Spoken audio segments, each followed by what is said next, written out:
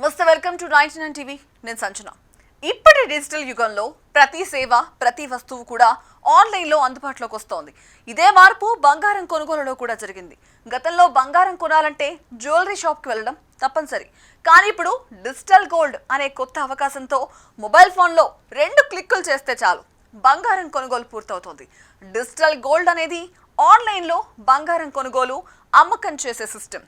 బంగారం మీ పేరుతో సురక్షిత వాల్ట్లో నిలువ ఉంటుంది. మీరు కొనేది బంగారమే, కానీ మీరు దాన్ని చేత్తో పట్టుకోరు. బదులుగా మీ ఖాతాలో గ్రాముల రూపంలో చూపిస్తారు. అవసరమైతే తర్వాత అది ఫిజికల్ గోల్డ్ గాను తీసుకోవచ్చు. అయితే ఇప్పుడు డిజిటల్ అంతా సురక్షితం కాదని సాక్షాత్తు సెబీ హెచ్చరించడం సంచలనంగా మారింది. ఇటీవల భారత స్టాక్ మార్కెట్ నియంత్రణ సంస్థ అయిన సెబీ ఒక కీలక హెచ్చరిక జారీ చేసింది. తాజాగా విడుదల చేసిన ప్రకటనలో డిజిటల్ గోల్డ్ లేదంటే ఈ గోల్డ్ పేరుతో ఆన్లైన్లో అమ్ముతున్న ఉత్పత్తులపై ప్రజలు పెట్టుబడి పెట్టకూడదని స్పష్టం చేసింది. ఇవి సెబీ నియంత్రణలో లేని ఉత్పత్తులు కావడంతో ఇన్వెస్టర్లు భారీ నష్టాలు ఎదుర్కొనే అవకాశం ఉందని కూడా సెబీ హెచ్చరించింది.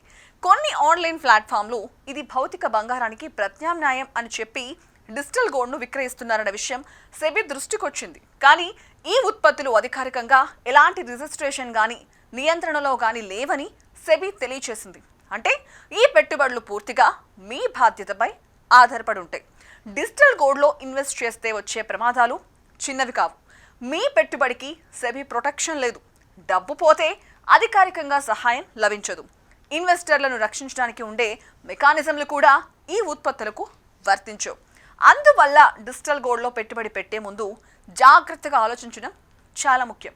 అయితే బంగారంలో పెట్టుబడి పెట్టాలనుకునే వారికి మంచి ప్రత్యామ్నాయాలు ఉన్నాయి. సెబీ రెగ్యులేట్ చేసే గోల్డ్ ఈటీఎఫ్లు, gold mutual funds, sovereign gold bonds వంటి ఉత్పత్తుల్లో ఇన్వెస్ట్ చేస్తే భద్రత ఉంటుంది. అవసరమైతే సెబీ నుంచి సహాయం పొందే అవకాశం కూడా ఉంటుంది.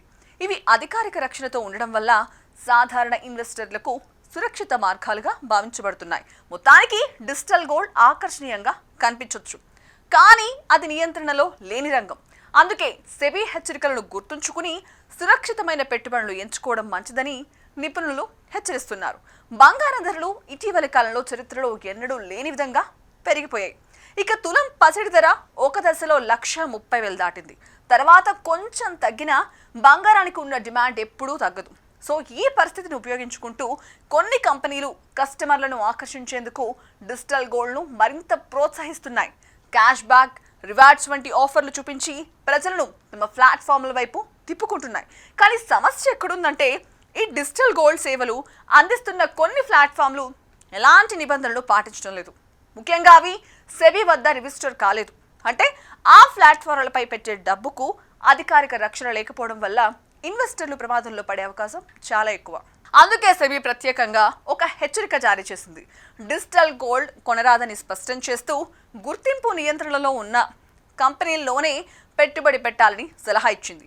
పెట్టుబడి పెట్టే ముందు అది రిజిస్టర్ అయ్యిందా లేదా, సెబీ అనుమతి ఉందా లేదా, కంపెనీ విశ్వసనీయత ఎలా ఉంది అన్న విషయాలను కూడా మీరు తప్పకుండా పరిశీలించాలి. మీ డబ్బే మీ భవిష్యత్. అందుకే పెట్టుబడి పెట్టే ముందు ఆలోచించి సరైన నిర్ణయం తీసుకోవడం చాలా ముఖ్యం.